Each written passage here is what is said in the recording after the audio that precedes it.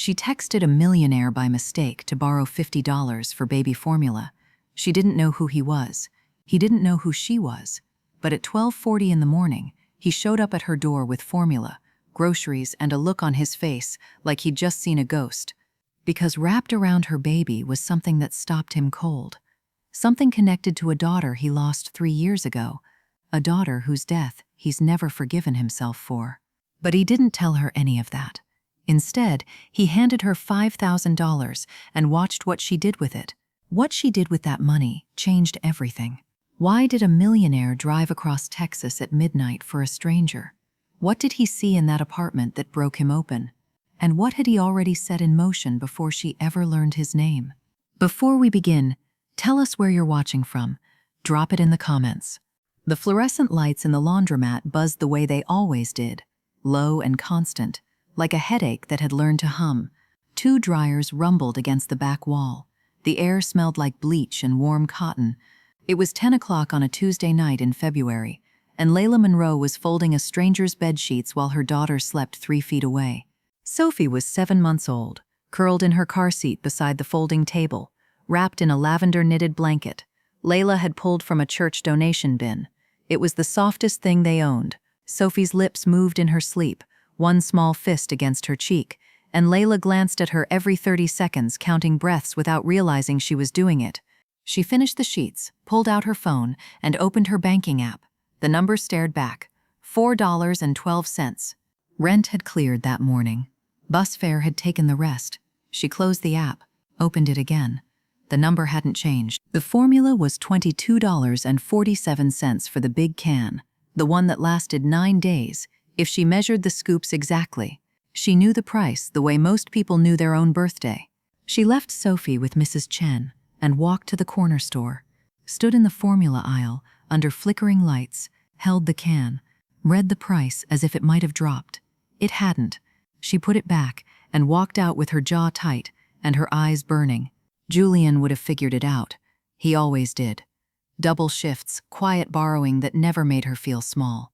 But Julian had been dead 8 months, a forklift accident at the warehouse, mechanical failure on a Wednesday morning, while his pregnant wife heard their baby's heartbeat across town for the last time with her father still alive. Sophie was born 2 weeks later. Julian never held her. Back at the laundromat, Layla scrolled to Darnell's name, Julian's cousin, the only person who sometimes helped. She typed a message, deleted it, typed it again, hating how small it made her feel. Finally, she sent it. I hate to ask again, but I'm short. $50 for formula. I'll pay you back Friday, I promise. 11:47 p.m. 1 digit off from Darnell's number. One invisible error that would change everything. 500 miles away, a phone buzzed in a dark penthouse in Houston. A glass of bourbon sat untouched.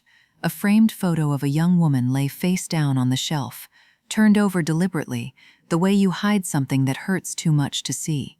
Joseph Amari read the text once, twice, 3 times. A mother, $50, formula, nearly midnight. It was the 3rd anniversary of his daughter Celeste's death, and a stranger was asking for help keeping a baby alive.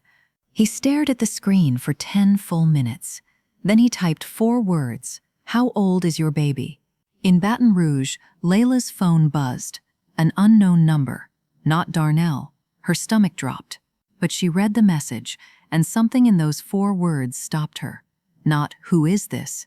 Not "Wrong number." A question about her daughter, from someone who'd read her desperation and hadn't looked away. She was confused, exhausted, and desperate enough to answer. 7 months, Layla typed back. Her name is Sophie. The reply came fast. Is she healthy? She's perfect. The questions kept coming, not prying, just steady, with a patience that felt deliberate. How old are you? Family nearby? Are you working? Layla answered honestly, because she was too tired to build anything else. 24. No family close. Overnight laundromat. Shifts, $10 an hour. Widowed. She typed that word and stared at it before pressing send. 8 months, and it still didn't feel like hers. 3 minutes of silence. Then, I'd like to bring you some things tonight. Formula and a few groceries. Can I have your address? Every instinct said no. But Sophie needed formula, and something in this person's messages, the patience, the lack of performance, operated on a frequency. Layla recognized. Julian used to talk like that. Calm, deliberate, present. She sent her address. In Houston, Joseph told his driver to pull the car around. He stopped at a 24-hour grocery and bought 3 cans of premium formula, diapers, bread, peanut butter, bananas, and milk. He tucked $200 cash into an envelope. The platinum watch on his wrist caught the fluorescent light as he paid a watch worth more than Layla made in a year. At 12:40 a.m., a knock came at Layla's door. Soft, almost careful, as though the person on the other side understood the weight of what they were asking her to open. She checked the peephole. A tall man, gray-haired, broad-shouldered, 2 paper bags, no threat in his posture, just a stillness that reminded her of men who didn't need to prove anything. She opened the door with Sophie on her hip, the baby half awake and fussing, wrapped in the lavender blanket. The man looked at Layla, then at Sophie. Then his eyes fell to the blanket, and he stopped. Something broke open behind his face. His jaw tightened. His hand gripped the bag so hard the paper crinkled. He stared at that blanket as if it weren't supposed to exist, because his daughter Celeste used to knit blankets in that same lavender yarn, that same stitch pattern, sitting in his living room while he told her she should be working instead. Coincidence.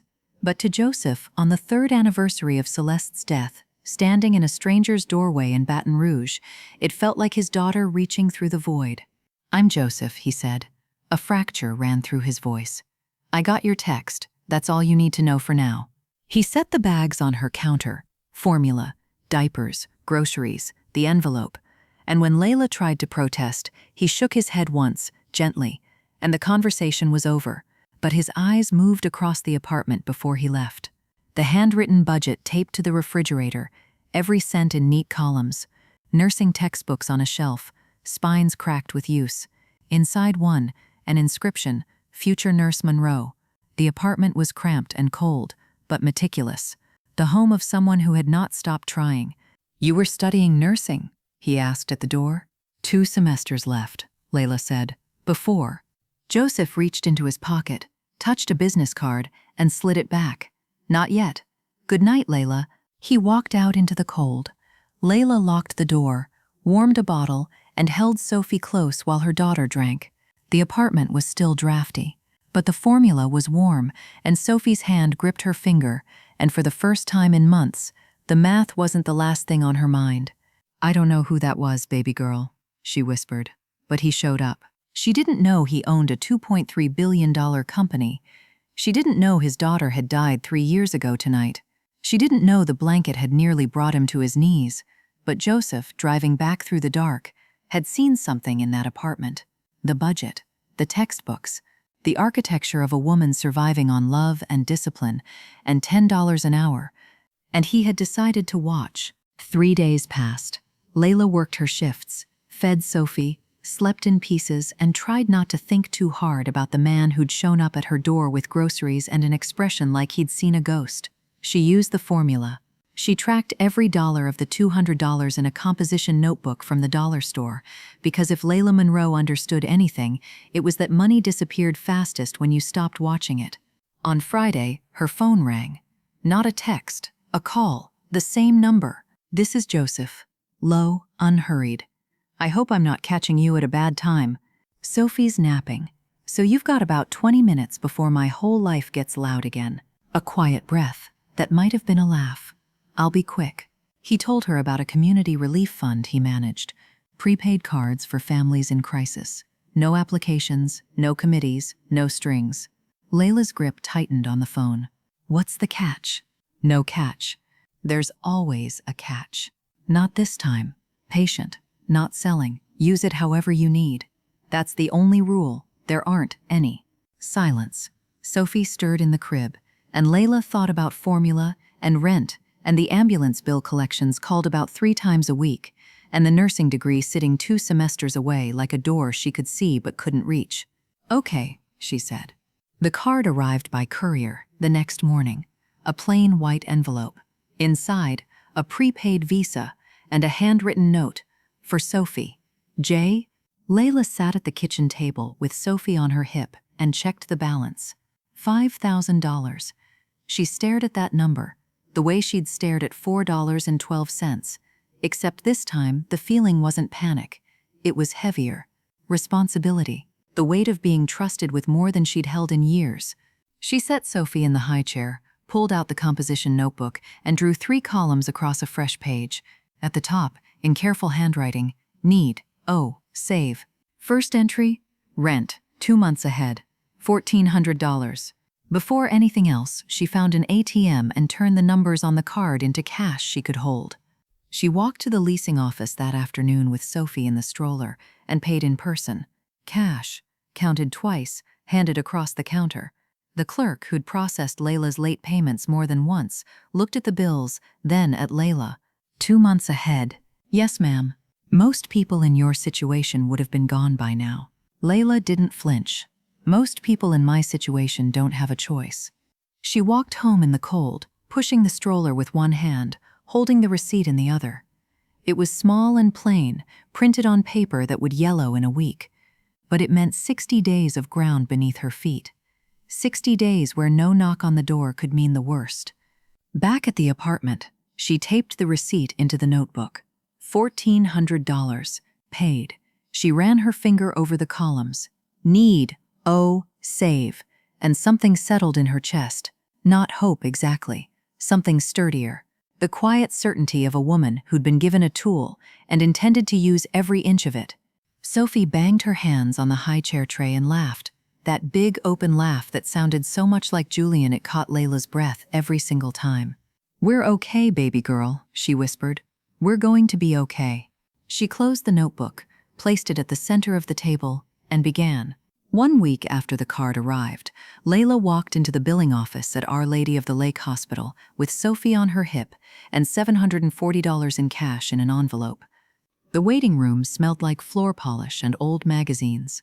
A television mounted in the corner played the news on mute. Layla took a number, sat in a plastic chair, and bounced Sophie on her knee while the baby grabbed at her lanyard and laughed. Around them, other people waited with the same heavy posture, shoulders forward, eyes down, the look of people who came to this office because they owed something they couldn't afford.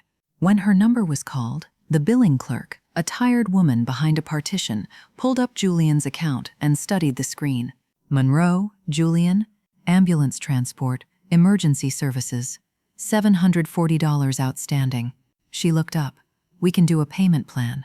$50 a month, no interest." "I'd rather settle it clean," Layla said.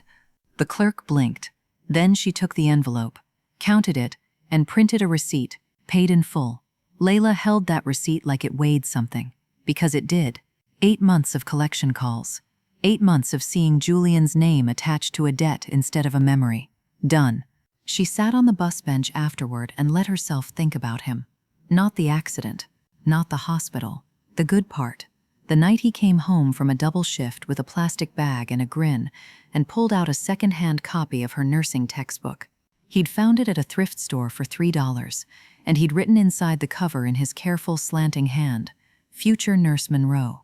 She'd laughed and told him she wasn't even sure she'd finish. He'd said, "I'm sure enough for both of us." That was Julian, sure enough for both of them, until he wasn't there anymore. She wiped her eyes, shifted Sophie higher on her hip, and caught the next bus to the consignment shop on Plank Road. She bought a winter car seat, not new, but clean and solid, inspected twice, and 2 sets of warm clothes for Sophie. Small pink leggings, a fleece onesie with bears on it. Sophie grabbed the onesie and shoved one ear of a bear into her mouth, and Layla smiled for what felt like the first time in days. That afternoon, she walked into the registrar's office at Baton Rouge Community College and re-enrolled for 1 course, Anatomy and Physiology 2, $680. The registrar, a woman named Diane, who'd processed Layla's withdrawal after Julian died, looked up from her screen and went still. "I thought we lost you, Layla." "You didn't." That night, after Sophie was asleep, Layla sat at the kitchen table and updated the notebook. Every entry neat, every receipt stapled beside it. Rent, $1,400. Ambulance bill, $740. Car seat and clothes, $183. Nursing course, $680. The running balance stared back at her. $312. She picked up her pen and wrote next to it, in small, deliberate letters, Sophie, vaccinations. Then she closed the notebook, crossed the room, and leaned over the crib. Sophie's face was soft in sleep, one hand curled around the edge of the lavender blanket. "Your daddy believed in me," Layla whispered. "I'm trying to be worth it." She kissed Sophie's forehead and turned off the light. 10 days later, a black sedan pulled up outside Layla's apartment building, and Joseph Amari stepped out carrying a stuffed elephant the size of a toaster. He knocked. Layla opened the door with Sophie already reaching for him.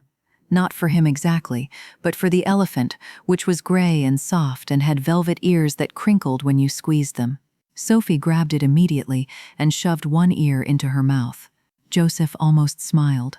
"She does that with everything," Layla said. "Celeste used to do the same thing."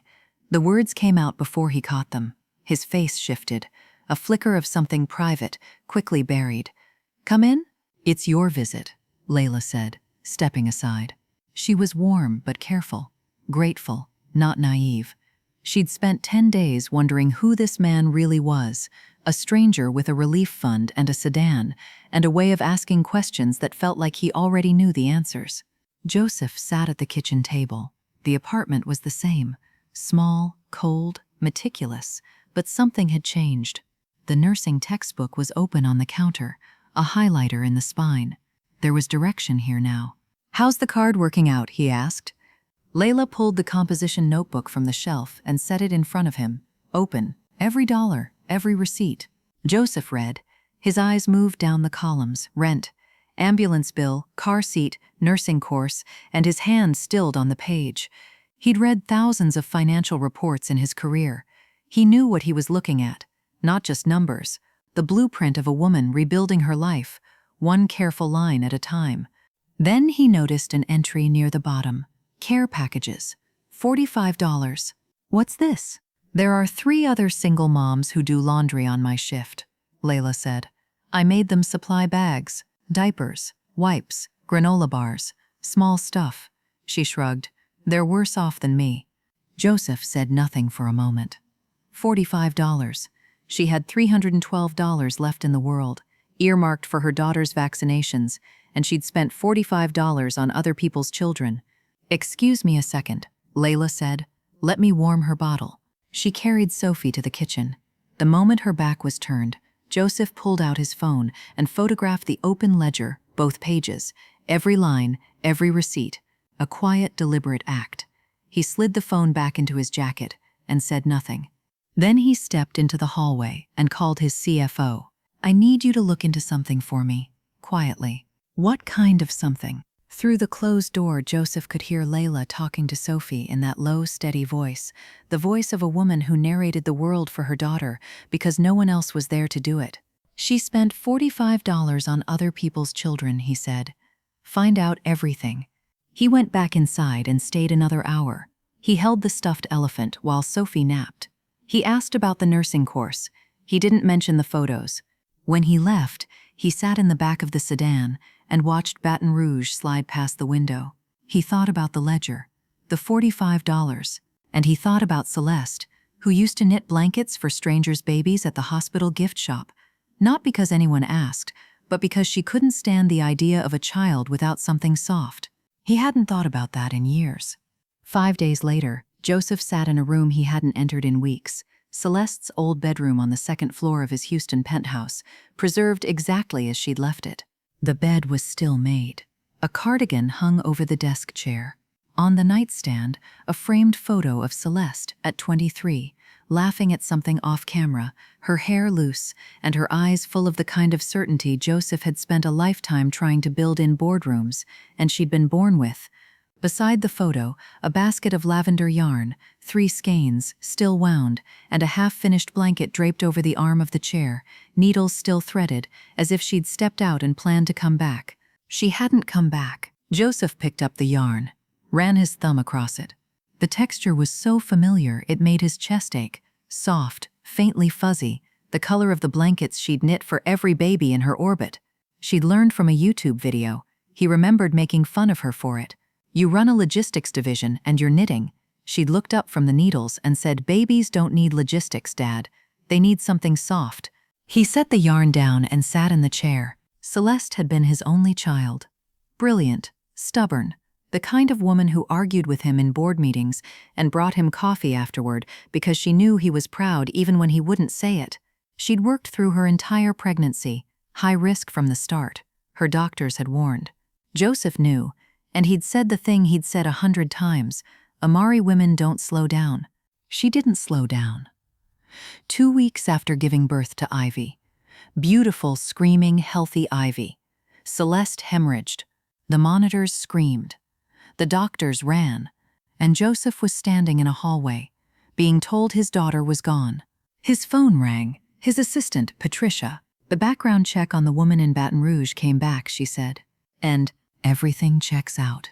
Julian Monroe, deceased, forklift accident, August 14th. Layla Monroe, enrolled at Baton Rouge Community College, withdrew October, works at a 24-hour laundromat on Airline Highway. One dependent, Sophie Monroe, 7 months. A pause. There's one more thing. The laundromat owner mentioned that Layla gave her last $20 to a homeless veteran who came in to warm up about 6 weeks ago." Joseph closed his eyes. $20. Her last 20. "Thank you, Patricia." He hung up and sat in silence. Across the room, Celeste's face smiled from the photograph. Frozen, permanent, 23 forever. He thought about Derek, Celeste's widower, who'd looked at him at the funeral and whispered, "You killed her." Derek hadn't let Joseph see Ivy in over a year. She was almost 4 now. She had Celeste's face. Joseph dialed Derek's number. It rang 3 times. Voicemail clicked. He hung up. Not yet. He didn't have the words. He looked at the photo again. Then he spoke to it, the way he sometimes did when the penthouse was empty and the bourbon was close and the silence was the kind that pressed against your ribs. "I couldn't save you," he whispered. "Maybe that's not the point." He sat with that for a long time. Then he stood, left the room, and closed the door gently behind him. He pulled out his phone and booked a flight to Baton Rouge. He wasn't done watching. Layla saw the notice before she reached the door. White paper, official letterhead, taped at eye level. She'd just come from class, Anatomy and Physiology 2, 3 hours of memorizing the chambers of the heart, while Sophie stayed with Mrs. Chen at the laundromat. And she was tired in the way that had become her baseline, the kind of tired that lived in her bones. But when she saw that paper, everything else went quiet. She pulled it off the door and read it standing in the hallway with her backpack still on. The building had been sold. All tenants were required to vacate within 60 days. She read it again. Then she unlocked the apartment, set her bag on the floor, picked up Sophie from the portable crib where Mrs. Chen's niece had dropped her off, and sat down on the mattress with her daughter in her lap and the notice in her hand. No tears, just stillness. The kind of stillness that comes when the ground you thought was solid turns out to be borrowed. 60 days. She did the math the way she always did, automatically, ruthlessly. She had $312 left on the prepaid card, earmarked for Sophie's vaccinations. Rent was paid through next month, but after that she'd need first and last on a new place, which she didn't have. She could pick up more shifts. She could stretch things. She could make it work the way she always made it work, barely, painfully, 1 week at a time. She did not call Joseph. Over the next 2 weeks, Layla picked up 3 extra overnight shifts at the laundromat, researched shelters on her phone during Sophie's naps, and quietly asked Mrs. Chen if she knew anyone renting rooms. She did all of this the way she did everything, without announcement, without complaint, without asking anyone to carry what she believed was hers to carry. It was during one of those late shifts, 2 in the morning, Sophie asleep in the car seat, the laundromat humming its fluorescent hum, that Mrs. Chen sat down beside her at the folding table. Mrs. Chen was a woman whose hands were never still. She was always wiping a counter, sorting coins, straightening a detergent display. But tonight she sat, and her hands were folded, and she looked at Layla with an expression that was not sentimental, but was serious. "Kevin got a B+ on his algebra test," she said. "First time he's passed anything all year." Layla smiled. She'd been tutoring Kevin, Mrs. Chen's teenage son, lanky and quiet, always doing homework at the back table under the fluorescent lights, 3 nights a week, for free, because he reminded her of herself at that age, and because nobody had helped her either, and she remembered how that felt. "He's smart," Layla said. "He just needed someone to show him he could do it." Mrs. Chen studied her.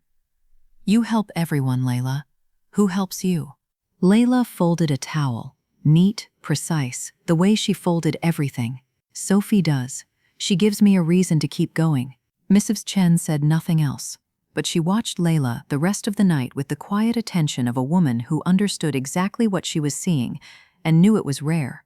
When Layla got home that night, she opened the drawer beside her bed, placed the eviction notice inside face down, and closed it.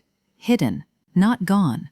She wasn't pretending it didn't exist, but tucked away where it couldn't stare at her and where nobody else could see it. Especially not Joseph. A few days later, Joseph arrived at Layla's building unannounced, carrying a soft cotton blanket for Sophie. Cream-colored, high thread count, the kind of thing he bought without thinking about price, because price had stopped meaning anything to him decades ago. The building felt different, quieter. He noticed it as he climbed the stairs. Fewer shoes outside doors, fewer sounds from behind walls. Tenants already leaving. He knocked on Layla's door. No answer. He sat on the stoop and waited. 20 minutes. The afternoon light was thin and gray, and the parking lot had the look of a place being slowly abandoned. A shopping cart on its side, a dumpster overflowing, a window on the second floor boarded up. Joseph sat with his hands on his knees and the blanket in a bag beside him and waited the way a patient man waits, without restlessness, without checking his phone, just still. Layla came up the walkway carrying Sophie on one hip and a textbook under the other arm, her white sneakers yellowed, splitting at the sole, scrubbed clean, moving fast. She saw Joseph and stopped. "I'm sorry, I didn't know you were coming. I was at class. You don't owe me an apology," Joseph said. He stood. "May I come in?" Inside, the apartment was the same, meticulous, bare, organized. But Joseph's eyes moved the way they always did, reading rooms the way he read balance sheets, and he noticed the drawer beside the bed. It was slightly ajar, a corner of white paper visible. He crossed the room and pulled it out before Layla could stop him. The eviction notice. 60 days. Building sold. He read it. Then he looked at her. Layla's face crumbled. Not the way it would have if she'd been afraid, but the way it does when someone sees the thing you've been hiding. "I wasn't going to ask you for anything," she said. Her voice was tight. "I don't want you to think I was. That I was trying to—" "Layla." Joseph's voice was quiet. "When did you get this?" 3 weeks ago. 3 weeks. She'd known for 3 weeks and hadn't said a word. Joseph looked at the notice again, then at the apartment, then at Sophie, who was chewing on the ear of her stuffed elephant, oblivious to everything. He wasn't angry at Layla. He was angry the way powerful men get angry when they see a system failing someone who deserves better, controlled, focused, turning already toward what to do about it. He left the apartment, drove to the laundromat, and found Mrs. Chen behind the counter, reading glasses on her forehead, apron faded to near illegibility. "Tell me about Layla," he said. Mrs. Chen looked at him for a long moment. Then she told him everything. The tutoring, 3 nights a week, for free. Kevin's grades from failing to a B+, the care packages she made for the other mothers on her shift, the $20 she gave a homeless veteran who came in one January night just to get warm, the nights she stayed late folding other people's laundry so they could get home to their kids faster. "That girl gives away what she doesn't have," Mrs. Chen said. "She always has." Joseph drove back to his car. He sat behind the wheel for a long time, engine off, watching the laundromat's neon sign flicker in the dusk. Then he picked up his phone and dialed. "Set up the dinner," he said. "Houston, next Friday." 2 days later, Joseph called. "I'd like to take you to dinner," he said. "In Houston, next Friday. I'll send a car, and I'll arrange for Mrs. Chen to watch Sophie." Layla was quiet. Houston was 4 hours away. Dinner with a man she still didn't fully understand, in a city she'd never been to, leaving Sophie for the longest stretch since she was born. Every cautious instinct she had said this was too much. "What kind of dinner?" she asked. "A small one. "A few people I'd like you to meet." "Why?" Joseph paused. "Because you deserve to be in a room where people know what you've done." She almost said no, but something in his voice, the same deliberate steadiness that had kept her talking at 11:47 on a Tuesday night, held her. She said yes. The morning of the dinner, Layla stood in front of her closet and realized she had nothing to wear. She pulled out the one good blouse she owned, cream-colored, simple, the one she'd worn to Julian's funeral, and ironed it on the kitchen counter because she didn't own an ironing board. Mrs. Chen arrived at 4 to watch Sophie. At the door, she reached into her apron pocket and pressed something into Layla's hand. A tube of lipstick. Not new. Borrowed, maybe, or saved. "You deserve to feel beautiful tonight," Mrs. Chen said. Layla put it on in the bathroom mirror. Warm rose, steady hand, and for a moment saw someone she almost didn't recognize. Not a widow. Not a night shift worker. Just a young woman getting ready for something she didn't yet understand. The car arrived at 5. A black sedan, not a limousine. Joseph's quiet taste. Layla kissed Sophie 3 times, told Mrs. Chen the emergency numbers, and climbed into the back seat. The driver was an older man, calm and professional, with the bearing of someone who had been in this seat for years. His name was Earl. He glanced at Layla in the rearview mirror as they pulled onto the highway, and something in his expression shifted. Not pity, not curiosity, but a kind of recognition. They drove in silence for a while. Baton Rouge gave way to highway. Highway gave way to flatland, then refinery lights, then the first glow of Houston's skyline rising out of the dark. Earl spoke without turning around. "Mr. Amari doesn't do this, ma'am." His voice was even matter-of-fact. "Whatever he's about to do, he's never done it before." Layla didn't know what to say to that. She sat in the back of the sedan with her hands in her lap, wearing a funeral blouse and borrowed lipstick, watching the city grow larger through the windshield. The car turned onto a wide downtown street and slowed. Layla leaned forward. In front of them, lit up against the night sky, a glass and steel tower rose 40 stories into the dark. Brass letters across the entrance read, "Amari Logistics." Layla stared at the building, then at Earl. He said nothing. This wasn't a restaurant. Her heart was hammering. Her hands trembled in her lap. And somewhere deep in her chest, she felt the ground shifting, the way it had the night a stranger knocked on her door at 12:40 in the morning. Something was about to change. Layla's white sneakers, yellowed, splitting at the sole, scrubbed clean, crossed a marble floor for the first time in her life. The lobby of Amari Logistics was enormous. Polished marble, brass letters, 10 feet tall. The air smelled like nothing. Clean, conditioned, expensive, and Layla's funeral blouse suddenly felt like paper. A receptionist led her to an elevator. The doors closed. Top floor. Layla watched the numbers climb and tried to keep her breathing even. The doors opened onto a hallway with thick carpet and framed photographs. At the end, a private dining room. Layla stepped inside. Joseph sat at the head of a long table, beside him his CFO with a leather portfolio. Across his head of HR, at the far end, 2 representatives from a nursing scholarship board. The table was set simply, water glasses, white plates, cloth napkins, Joseph's style. "Sit down, Layla," he said. She sat. Her hands were shaking beneath the table. Joseph began gently. He told her his full name and title, founder and CEO of Amari Logistics, the name on the building she'd just walked into. Layla's eyes widened. Her lips parted, but no sound came out. "There was no community relief fund," he said. "No organization. Just him, a man who'd received a wrong number text at 11:47 on a Tuesday night and decided to find out who sent it. Then he reached into his jacket and pulled out a stack of printed pages. Layla recognized them instantly. Her ledger, her handwriting, the photographs he'd taken while she warmed Sophie's bottle, the ones she didn't know existed. He read the entries aloud. Every line, his voice was steady, deliberate, and the room was silent. Rent, 2 months ahead, $1,400. He turned a page. Julian Monroe, ambulance bill, $740, paid in full. Another page. Baton Rouge Community College, Anatomy and Physiology 2, $680. He paused. Care packages, diapers, wipes, Granola bars for 3 single mothers at the laundromat, $45. He set the pages down.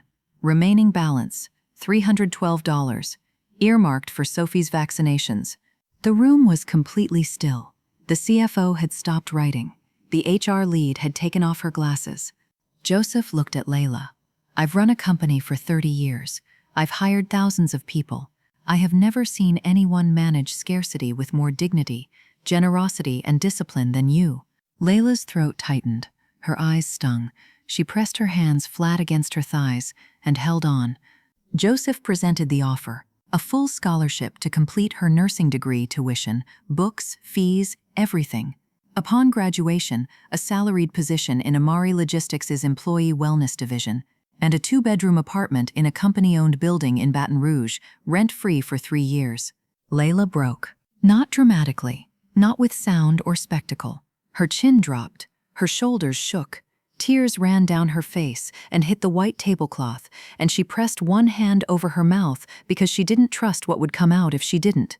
She cried the way she did everything, quietly, with her dignity intact, even as the ground beneath her shifted completely. But Joseph wasn't finished, and what came next would change even more than a scholarship. The room was quiet. The CFO studied his portfolio. The HR lead folded her hands. The scholarship representative sat still, sensing something larger than a business meeting unfolding in front of them. Layla wiped her face with the back of her hand, straightened in her chair, and looked at Joseph. His expression had changed. The measured authority was still there, but beneath it, something raw, something she hadn't seen before. There's something else, he said, and this part isn't about the money. He was quiet for a moment. His hands rested on the table, the platinum watch catching the light, and he looked at them the way a man looks at his hands when he's deciding whether he can say what needs to be said. I had a daughter, he began. Her name was Celeste. He told Layla everything, how Celeste was brilliant and stubborn and had a laugh that could crack open a room, how she'd worked at this very company during a high-risk pregnancy because Joseph had encouraged it, because that's what Amari women did, because he'd said the words that haunted him. Now, Amari women don't slow down. How she died from postpartum complications 2 weeks after giving birth to a little girl named Ivy. How his granddaughter survived and his daughter did not. He told her about the night Layla's text arrived. The 3rd anniversary, the bourbon untouched on the armrest. Celeste's photograph turned face down because he couldn't look at it and couldn't throw it away. The silence of a penthouse that had more square footage than some people's lives, and not a single voice in it. And then my phone buzzed, Joseph said. A stranger, asking for $50 for baby formula, at 11:47 at night. His voice was steady, but barely, like a bridge that holds but shakes when you cross it. I drove to Baton Rouge. I brought groceries and formula, and I knocked on your door, and when you opened it, he stopped. His jaw tightened. Sophie was wrapped in a lavender blanket. Layla didn't move. My daughter used to knit blankets in that exact yarn, that exact stitch pattern, lavender. She knitted them for babies at the hospital, for friends' children, for strangers. It was the thing she loved that I never understood until she was gone. His eyes were wet now, but he didn't look away. You pulled that blanket from a church donation bin. You had no idea what it was. But when I saw it, when I saw your daughter wrapped in something my daughter could have made, it felt like Celeste reaching through the void to tell me to keep going. The room was so still, Layla could hear her own heartbeat. You didn't just text the wrong number, Layla. Joseph's voice dropped low. You texted the only number that would have answered. A tear slid down his cheek. He didn't wipe it. You saved me too. I need you to know that. Layla reached across the table and took his hand. It was the first time she'd initiated contact, the first time she'd reached toward him instead of receiving. Her hand was small and steady and warm, and Joseph held it, and the CFO looked away, and the HR lead pressed her lips together, and no one in that room spoke for a long time. Celeste would have loved you, Joseph whispered. Layla squeezed his hand. She already did, she said. She just used a blanket. 1 month later, Layla Monroe carried her daughter through the front door of a 2-bedroom apartment she didn't have to pay for, and for the first time in Sophie's life, the baby had her own room. Layla walked through it slowly, touching the walls, opening the closets, running her hand along the kitchen counter. The apartment was simple. Clean carpet, white walls, a window that looked out on a courtyard with a magnolia tree. It was the most space she'd had since Julian was alive, and the quiet of it, the absence of rumbling dryers and highway noise and upstairs neighbors arguing, made her chest ache in a way she hadn't expected. She hung Julian's photo in the living room, the same photo that had hung in every place she'd lived since he died. Julian smiling, mid-laugh, caught in a moment of the kind of easy happiness that young men don't know to memorize until it's gone. Next to it, she taped her old handwritten budget, the one from the studio apartment, the one with every cent tracked in neat columns. A reminder, not of poverty, but of who she'd been inside it. In Houston that same week, Joseph Amari stood at a podium in the Amari Logistics Headquarters Auditorium and announced the creation of the Celeste Amari Foundation. 800 employees listened in silence as he told the story. The text, the formula, the midnight drive, the lavender blanket, publicly, for the first time. His voice cracked once, on Celeste's name, and he let it. He didn't hide behind corporate language or executive composure. He spoke like a father. The foundation will provide emergency microgrants, he said, $50 to $500 for single parents in crisis. No applications, no committees, just fast help, the kind that reaches someone the same night they need it. He paused. The auditorium was still. "My daughter taught me how to build a company," Joseph said. "A stranger with a wrong number taught me what it was for." The first grants went out within the week. A mother in Shreveport, $200 for a car repair so she could get to work. A father in Beaumont, $150 for school uniforms his kids needed and he couldn't afford. A grandmother in Mobile raising 3 grandchildren, $500 for 2 months of utilities. Small amounts, life-changing amounts. The kind of money that doesn't make headlines but keeps someone from falling through the floor. And in Baton Rouge, Layla started classes. Full-time now. Not one course, not squeezing it between overnight shifts, but a real schedule. Anatomy, pharmacology, clinical rotations. Sophie went to the campus daycare, a place with finger paint stations and a reading corner and teachers who knew her name. Every morning, Layla dropped her off, kissed her forehead, and walked to class with Julian's textbook in her bag, the one with Future Nurse Monroe written inside the cover. A new rhythm, a life rebuilding, not in survival mode, but in forward motion, each day a step closer to the thing Julian had believed she could become, and Joseph had decided to make possible. The ledger was closed. The story was just beginning. 2 years later, Layla Monroe walked across a stage in a cap and gown, and the sound that met her was the sound of a life rebuilt. The auditorium at Baton Rouge Community College was packed. Rows of families, phones held up, the low roar of people who'd come to watch someone they loved finish something hard. Layla's name was called, and she stood, and her legs carried her across that stage, the way they'd carried her through everything else, steady, deliberate, one step at a time. In the front row, Sophie sat on Mrs. Chen's lap. She was 3 now, curly-haired, bright-eyed, with Julian's wide smile and a voice that could fill a room. She clapped without understanding why, because the people around her were clapping, and because her mother was up on the stage, and that was exciting enough. In the second row, Joseph Amari sat beside a man in his early 30s, with a guarded expression and a wedding ring on a chain around his neck. Derek, Celeste's widower, and beside Derek, a girl of 6 with her mother's face, Ivy, chatty and fearless, swinging her legs because the chair was too tall for her feet to reach the ground. The reconciliation had happened slowly. 6 months after the Houston dinner, Joseph wrote Derek a letter, not asking for forgiveness, just the truth. He admitted he'd pushed Celeste. He admitted the family mantra, "Amari women don't slow down," was his pride dressed up as strength. He admitted he was wrong. Derek didn't respond for 3 months. Then Joseph's phone buzzed, a photo of Ivy at a kitchen table, drawing with crayons. No message, just the photo. They rebuilt from there. Phone calls, then visits, then a holiday. Derek watched the foundation take shape and saw Joseph channeling his guilt into something Celeste would have wanted.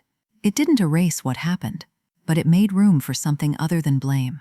Now they sat together, not healed, but present. After the ceremony, the families gathered in the lobby. Ivy tugged Sophie's hand, the way 6-year-olds do, with total confidence and no hesitation, and looked up at her with wide, serious eyes. "Are you my cousin?" Layla looked at Joseph. Joseph looked at the two girls, Celeste's daughter and Julian's daughter, connected by a text message and a lavender blanket, and 2 years of something none of them had expected. He nodded. Layla held her diploma in both hands. The paper was heavier than she'd imagined, or maybe it just carried more than a degree. She turned to Joseph. "Julian wrote in my textbook once," she said. "Future Nurse Monroe." He was right. He just didn't know it would take a village. Joseph's eyes were wet. He didn't hide it. "Some villages start with a wrong number," he said. The Celeste Amari Foundation had distributed over $2 million in its first 18 months. Layla had accepted the role of its first community liaison, finding mothers in the same laundromats and shelters and clinics where she'd once been the one in need. The ledger was closed. The work was just beginning. That night, the two families went to dinner. The restaurant was loud and warm and ordinary. Sophie spilled her juice. Ivy laughed. Derek smiled for the first time all day. Joseph watched them all with the quiet attention of a man who finally understood what his company had been built to protect. It looked like a family, because it was. 1 year after graduation, 3.5 years after a text sent to the wrong number at 11:47 on a Tuesday night, Layla Monroe pulled into the preschool parking lot in nurse's scrubs and unbuckled her daughter from the back seat. Sophie was 4, confident, chattering, with a backpack that was almost too big for her, and Julian's wide smile that hadn't faded. It had only grown. She grabbed Layla's hand, walked to the door, and then let go the way 4-year-olds do. Suddenly, completely, already running toward whatever came next. "Bye, Mama." "Bye, baby girl." Layla watched her disappear into the building. Backpack bouncing, curls bouncing, a little girl running into a life that had almost been something very different. She drove to work. The Celeste Amari Foundation's Baton Rouge outreach office was housed in a small storefront in a strip mall on Airline Highway, 2 doors down from a 24-hour laundromat where a woman named Mrs. Chen still wiped counters and sorted coins in a faded apron. Kevin, Miss Chen's son, was heading to college in the fall on an Amari Foundation scholarship. Layla saw him sometimes through the window, still doing homework at the back table under the fluorescent lights, the same table where she'd once tutored him for free, 3 nights a week, while her own life was falling apart. She sat at her desk and opened the drawer. Inside, beneath a stack of grant files, sat a composition notebook with a worn cover, the original ledger. Need, OLEE, save, every dollar Joseph had given her, tracked in neat columns, every receipt stapled. She didn't open it often. She didn't need to. But she kept it there, the way you keep a compass after you've found your way, because you never forget what it felt like to be lost. She spent the day the way she spent most days. Now, reviewing applications, visiting shelters, sitting across from mothers who looked the way she used to look, tired, proud, terrified, holding it together with nothing but love and math and the stubborn refusal to quit. She saw herself in every one of them, and she made sure they knew what she hadn't known, that help existed, and it could come fast, and there were no strings. That night, after Sophie was asleep in their apartment, Julian's photo on the living room wall, the old handwritten budget still taped beside it. Layla sat on the couch and exhaled. The apartment was quiet, the kind of quiet she used to fear, back when quiet meant alone. Now it just meant peace. Her phone buzzed. An unknown number, a text. "I know this is weird, but is there anyone who can help me get $30 for diapers? I don't know who else to ask." Layla stared at the screen. A young father, 1 digit off from someone else, desperate enough to text a stranger. The same kind of desperate she'd been 3.5 years ago, sitting in a laundromat at midnight with $4.12 in her bank account and a baby who needed formula. She typed back 4 words. "How old is your baby?" Then she stood up. She grabbed her keys from the hook by the door. She slipped on her shoes, new ones now, clean and white, but she still scrubbed them every Sunday night because some habits are worth keeping. 1 wrong number didn't just change a life. It started a chain that hasn't stopped yet. Layla walked out the door, the same way Joseph Amari did 3.5 years ago, and went to answer it.